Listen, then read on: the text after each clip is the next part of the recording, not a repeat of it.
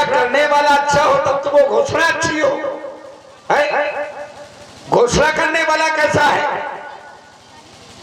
मां नहीं मात पिता नहीं देवा, साधु सन करवा वही सेवा। ना माता को मानता है ना पिता को मानता है, मारे खरबन चोर जुआना जे लंपट परदन परदारा। जुआ करवावे, चोरी करवावे, ना माता को माने ना पिता को माने। क्या ऐसे व्यक्ति की घोषणा अच्छी हो सकती है? नहीं हो सकती है। जब घोषणा करने वाला अच्छा नहीं है तो तुम्हारी घोषणा भी हमें अच्छी नहीं लगी। आपने कहा कि धनुष का खंडन नहीं होगा। मैं आपसे जानना चाहता हूं सिर्फ 2 शब्दों में, धनुष टूट रहा है, धनुष के खंडन में आपको क्या आपत्ति है? अगर हमें आपत्ति न होती तो हम विरोध ही न करते, क्योंकि ये भगवान शंकर का धनुष है। राजा जनक की ये बपौती नहीं है, ये विश्व की धरोहर है। क्योंकि जब यही जनमानस त्रिपुराधीशों के आतंक से जब रक्त रंजित आंसू बहा रहा था, तब भूत भावन भोलेनाथ ने अपने हाथों में धारण करके इसके माध्यम से त्रिपुराधीशों का विनाश किया था। लेकिन हमने और इन्हीं जनमानस के जब आंसू इसके द्वारा पहुंचे गए, आज यही सब इसको तोड़ाने के लिए आ बैठे हैं, इतने बड़े ये स्वार्थी हैं। तो आज यदि हमने घोषणा कर दी तो मैं देख रहा हूं कि समाज में राजा जनक के पक्ष से ना तो कोई हमारे विरोध में राजा जनक आया। क्या जनक ने नहीं सुनी हमारी घोषणा? क्या याज्ञवल्क्य ने नहीं सुनी? क्या सतानंद ने नहीं सुनी? क्या गार्गी जैसी विदुषी नारियों ने नहीं सुनी? कोई समाज से निकल करके नहीं आया। लेकिन आया कौन? देख रहा हूं कि ये बलपुत्र बाण, और ये आया ही क्यों? क्योंकि ये मेरा बहुत ही अपना है। और जब भी व्यक्ति मारा जाता है तो याद करिए कहीं ना कहीं अपनों के द्वारा ही धोखा होता है। ये कोई गैर नहीं है। आज ये बल का बकरा बन करके मेरे सामने आया है, इसको मैं मार भी सकता हूँ। ये मेरा साला है, उनमें किसी में सामर्थ्य नहीं हुई कि समाज से निकल करके आ जाए। अब जाग जाग, और नहीं तो फिर भाग। अगर तेरे सिवा और कोई दूसरा आता तो फिर उससे होता, लेकिन अब अपना ही आया है। अगर मैं तुझे मारूंगा भी तो वहां भी कुछ ना कुछ होगा। कहेंगे मारे किसको? अपनों को। तो अब जाग जाग, जाग जाग। क्यों? क्योंकि तेरी बातें सुन बार बार मेरे और अंतर लगी आग। बड़ा सुर, अब तू जाग जाग। मैं हूं एक अकेला जग में, सबसे अजब निराला, और जीजा लगता हूं मैं इसका, और ये है मेरा। भाई वापसी आनी चाहिए समाज के द्वारा, तभी आनंद आएगा, क्योंकि समय नहीं कम मिला। जीजा लगता हूं मैं इसका, और ये है मेरा। ये बात, अरे सारे सारे, एक ये आए हैं सारे, अब एक ये आए हैं सारा। अरे सारे बीछी का मंत्र ना जाने, अच्छा रहा है शेषनाग बड़ा शेर। अब जा ये तो भाग सारे। चलिए, दशरथ जी के आपने वक्तव्य सुने, बोले कहते हैं कि जीजा मैं लगता हूं तेरा, ये है मेरा साला। सभी लोगों ने बड़ी उससे कहा साला, और ये भी कह रहा है सारे, है ना? आनंद आया होगा कि चलो यार बाणा से तू दब गया। चलिए पंडित जी, आपकी बहन का नाम क्या है? हमारी बहन का नाम संसार जानता है, शूर्पणखा। किसको ब्याही थी? किसी को नहीं। अच्छा, आज तक कुमारी है, उसके लिए कहा भी गया, बतलाया भी तो गया है। क्या बतलाया? कि तुम सम पुरुष नमो सम नारी। अब आज तलक मैं रही हूँ कुमारी। अरे वो स्वयं कुमारी है। अब रुक जाइए, नहीं तो अब रुक जाओ। आप कहते हैं कि तो सम पुरुष न मौसम नारी, यहाँ नारी भी वहाँ कुमारी भी। अगर नारी है तो फिर कुमारी नहीं है। बात करें। नारी उसे जाओ, मैं बहुत अच्छी धारा बना रहा था लेकिन आपने उसको मोड़ दिया है? जब संवाद की धारा बनी है तो चलो अब संवाद की धारा। नारी, नारी किसे कहते हैं भाई? जिसका विवाह हो गया कुंवारी उसे कहते हैं जिसका विवाह ना हुआ। तुम्हारी बहन एक तरफ नारी बतला रही है, एक तरफ कुंवारी बतला रही है। यही तुम्हारी बहन ही मुझे लगता है गड़बड़ है? दूसरे रुक जाओ, बीच में देखो, मैंने बड़ी धैर्यता से सुना है। जब आपका वक्तव्य है, जब आपका वक्तव्य हो, आपने कहा चीजा मैं लगता हूँ, तू है मेरा साला। बड़े ध्यान से मैंने सुना है कि बाड़ा का चीजा देखो ये घूम रहा है। ठीक है, पहले सुन लो, और बीच में अगर ज्यादा वो गड़बड़ करोगे तो फिर ज्यादा ही गड़बड़ हो जाएगा, फिर तुम्हें नाश्ता पीना मिलेगा। फिर ये देख लो कि सामने कौन है। तुम्हारी बहन का नाम है सूर्पनखा, और सारा संसार जानता है कि सूर्पनखा का पति है मृत्युंजीवा, और मृत्युंजीवा की बहन का नाम है वो मृत्युंजवा। वो किसको ब्याही है? मुझको। तो ये मेरे सारे का साला, सारे सारे के सारे हम, अरे सारे के सारे हम ऐसे मानेंगे नहीं। हमने अपने बाप की नहीं मानी, तुम बाप की नहीं हम मानी, जबरदस्ती थोड़ा मानेंगे। लेकिन सुनो भाई, जैसे हमने प्रमाण दिया बैरोचन से दौहित्रीम, ऐसे थोड़ा ही हमने बोल दिया है। बैरोचन से दौहित्रीम वज्र ज्वालेति नामतः ताम भार्या कुंभकर्ण और रावण समकल्पयत्। बैरोचन से दौहित्रीम, विरोचन कौन है इसका? इसका है बाबा। अब बाबा की पुत्री कौन हुई? इसकी हुई बुआ। तो दौहित्री की दौहित्री यानी पुत्री की पुत्री, तो इसकी हुई बहन। वो ब्याही है हमारे भाई कुंभकर्ण को। तो भैया एक बात बताओ, कुंभकर्ण कौन है? हमारा भाई है कि नहीं है? अब इसकी बहन जब ब्याही तो कुंभकर्ण जीजा हुआ कि ना हुआ? चलो रुक जाओ। अब फिर भाई हम बीच में बोलते थे तो बीच में टुपर टुपर बरसाती में डंस की जैसे आगे।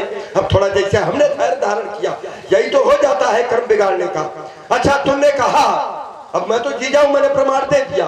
तुम किसी चौफतिया से प्रमाण दे देना, हम बात मान लेंगे। हमने इतने बड़े ग्रंथ से प्रमाण दिया और सूत्र से प्रमाण दिया। तुमने कहा कि विद्धजिह्वा। अच्छा, एक बात ईमानदारी की बताना, अगर मान पक्ष का होगा तो तुम उसके पैर पूजोगे कि उसकी खोपड़ी पूजोगे? ईमानदारी, थोड़ा वापसी आना चाहिए। अगर वो आपका बहनोई है तो उसके आप पैर पूजेंगे कि खोपड़ी पूजेंगे? पैर पूजे जाते हैं, खोपड़ी तो नहीं पूजी जाती। लेकिन इससे जरा ये भी तो पूछो कि अगर विद्धजिह्वा मेरा बहनोई है तो मैंने उसका शीश काटा है। कौन ऐसा जो है भाई होगा जो अपनी बहन को विधवा बनाना चाहेगा? क्या है कोई भाई ऐसा? और फिर रावण जैसा मैंने इसी कृपाल से मैंने इसी कृपाल से युद्ध क्षेत्र में विद्धजिह्वा का शीश काटा है। मैं वो हूँ, और कोई अपने बहनोई का शीश नहीं काटता है। विद्धजिह्वा मोहा न मुझे, क्योंकि वो निज मां का हत्यारा था। क्यों करते बकवास बार? हमें नहीं वो प्यारा था, इसलिए मैंने उसको इसी कृपाल से मारा था। और जैसे उसकी पूजा की है, अरे पूजा करूं। रावण पागल हो गया, पागल, ये पागल हो गया भैया। जबकि जो व्यक्ति अपनी एक बात पर स्थिर ना हो, उस व्यक्ति को क्या कहा जाता है? पागल। पहले कहती है मेरी बहन किसी को ब्याही नहीं है, कुंवारी है वो। फिर कहता है मैंने अपने बहनों का शीश काटा है, और जब ब्याही नहीं है तो बहनों कहां से? मैंने कहा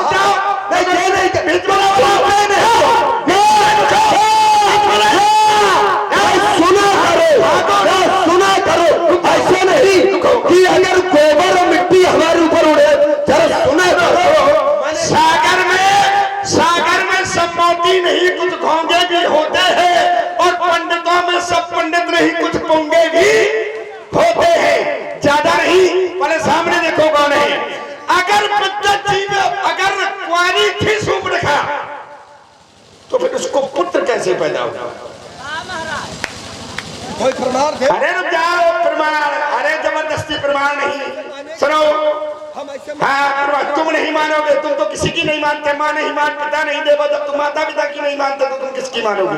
तुम जबरदस्ती का नाम रावण है, ठीक है। पहली बात तो जहां का तुमने प्रमाण दिया था अभी वो प्रसंग नहीं आया भाई। मौसम कृष्णा मौसम नारी, ये कहां की बात है? यहाँ की थोड़ा है, यहाँ का सिद्धांत तो बहुत आगे की बात है। वही सिद्धांत मैं बता रहा हूँ भाई। शूर्पणखा के पुत्र का नाम, जिस समय इसने अपने बहनोई में तज्जीबा का सिर काट डाला, उस समय शूर्पणखा प्रतिशोध की ज्वाला लेकर के उसने सोचा कि मैं अपने इसे वंश का नाश करवा दूंगी, लंका का नाश करवा दूंगी, ठीक है। तो वो गर्भवती थी, जब गर्भवती थी उसको एक पुत्र हुआ, उसका नाम था साम। और साम पंचवटी में तपस्या कर रहा था। इस तरह से तपस्या करवा रही थी वो शूर्पणखा कि ये बड़ा होकर के जाकर के अपने पिता का बदला ले रावण से। लेकिन हुआ क्या, जब वो तपस्या कर रहा था और जिस समय वहां पर राम लक्ष्मण जानकी पहुंचे, देखो ये विषय यहाँ का है नहीं है, लेकिन अब ये विषय खुल रहा है, ठीक है। अब तुमने ये धारा बना दी है, ठीक है। वहां पर पहुंचे और जिस समय लक्ष्मण जी लकड़ी काटने के लिए गए तो लक्ष्मण जी की खड़क से उस सामने का शीश कट गया। जब शीश कट गया और ये जबरदस्ती गलत नहीं, ज्यादा नहीं, तुम्हारे जैसे बहुत से देख लिए मैंने, हाँ। जब शीश काट लिया, जिस समय शूर्पणखा को ये पता चला कि जो मेरी एक थोड़ी सी जोत जल रही थी बदला लेने की, वो तो समाप्त हो गई। जब वो वहां जाकर के शूर्पणखा ने देखा पंचवटी सो गई एक बारा, देख निकल भाई जुगल कुमारा, तब कहा कि तो पुरुषम मौसम नारी। इसका मतलब ये नहीं है कि तुम बहुत सुंदर हो मैं बहुत सुंदर ना, बोले तो पुरुषम मौसम नारी का मतलब क्या है? जैन संयोग में चर्चा विचारी का मतलब क्या, इसका अर्थ क्या निकालेंगे आप? इसका अर्थ ये है क्योंकि राम जी ने प्रण किया था कि निश्चरहीन करो मैं भुज उठाए प्रण की, इस धरती से मैं राक्षसों का विनाश कर दूंगा। और शूर्पणखा ने भी प्रण किया था कि सारे राक्षस जात का यानी कि पूरे लंका का यानी कि वंश का नाश करवा दूंगी। ये है कि तो संपुरुष। ये अब रुक जाइए थोड़ा, इसीलिए एक क्षण मैंने केवल सिद्धांत दिया था, तुमने कहा था वो नारी है, मैंने कहा था कुंवारी है, मैंने चरित्र नहीं दिया था। नारी की परिभाषा क्या है? मैं बता रहा हूँ नारी की परिभाषा। अरे धैर्य धारण करो, क्योंकि ये रावण वो है कि पत्थर को पीस करके कोई मैदा नहीं हुआ और इस पंडित को झुका दे, ऐसा माई का लाल कहीं पैदा नहीं हुआ। रुक जाइए एक क्षण, मैंने केवल सिद्धांत, ये समाज बैठी है, सिद्धांत कहीं का भी दिया जा सकता है लेकिन चरित्र नहीं दिया जा सकता। केवल मैंने कहा था वो कुंवारी है, तुमने कहा नारी है, बस मैंने चरित्र तो नहीं दिया, चरित्र तो नहीं दिया। अब तुमने उठा करके पूरा, मैं खड़ा हूं यहाँ पर और ले गए भविष्य में। लेकिन मैंने एक बात कही थी कि अगर कोई कहीं चौफतिया से एक उत्तर मुझे दे तो मैं स्वीकार कर लूंगा। जैसे मैंने एक ग्रंथ से एक सूत्र पढ़ा तो तुम इधर उधर और मारा तो पूरा कि उनको वनवास हो गया, वहां जाकर के शीश काटा, जबकि ये धरातल नहीं है। चरित्र प्रस्तुत करने का अधिकार हमें नहीं है। अगर चरित्र प्रस्तुत होगा तो फिर संवाद का महत्व ही नष्ट हो जाएगा। सिद्धांत कहीं का भी रखा जा सकता है। इन्होंने कहा रुक जाइए, अरे रुक जाओ, नारी की मैं भाषा बता रहा हूँ, अरे रुक जाओ, तुम्हारे जैसे एक नहीं हजारों आए, मैं बता रहा हूँ सुनो। अच्छा एक बात ये बताओ, लिंग कितने होते हैं? ये विद्वान बैठे हैं, पुरलिंग, नपुंसक लिंग, स्त्रीलिंग। स्त्री किसको कहते हैं? नारी को कहते हैं कि कुंवारी को कहते हैं? जरा थोड़ा बोलते जाइए। देखिए मैं ऐसा नहीं हूं, जब नारी को तो कहते हैं स्त्री, और स्त्री लिंग में क्या कुंवारी नहीं आती? अगर कुंवारी है तो क्या स्त्री लिंग में नहीं आएगी? तो फिर कहां से ऐसे पकड़ करके लाते हो? आता न जाता चुनाव से न छाता। भाई अगर स्त्री लिंग में है और अगर वो कुंवारी है तो भी वो स्त्री कहलाने का अधिकारी है। अब स्त्री बराबर नारी वही लिंग है, कोई दूसरा नहीं। तो गड़गड़े मेघ तर तक जब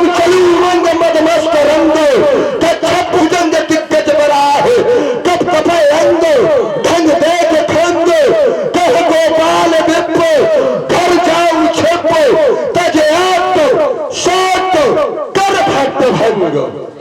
जब अगर आता ना हो तो वो ना बताया करो, यहाँ आकर के पैर छुओ और पूछो कि बाणासुर जी कि नारी किसे कहते हैं, पूछो, ठीक है, अच्छी तरह से। नहीं तो अगर नीत पथ पर तुम चलोगे तो शायद तुम्हें ये बाणासुर छोड़ देगा। सुन ले रावण, नीत पथ पर अगर तुम चलोगे तो ये बाणासुर तुम्हें छोड़ देगा, शायद छोड़ देगा। और अनीत पथ का लिया सहारा तो हड्डी तुम्हारी, आंखें तुम्हारी छोड़ देगा। एक बात ध्यान दे, इसको बाणासुर कहते हैं। वेद का परिस्थापित भगवान शंकर के पिनाक आप ये बड़ी बाणासुर आपको अंतिम प्रणाम करता है।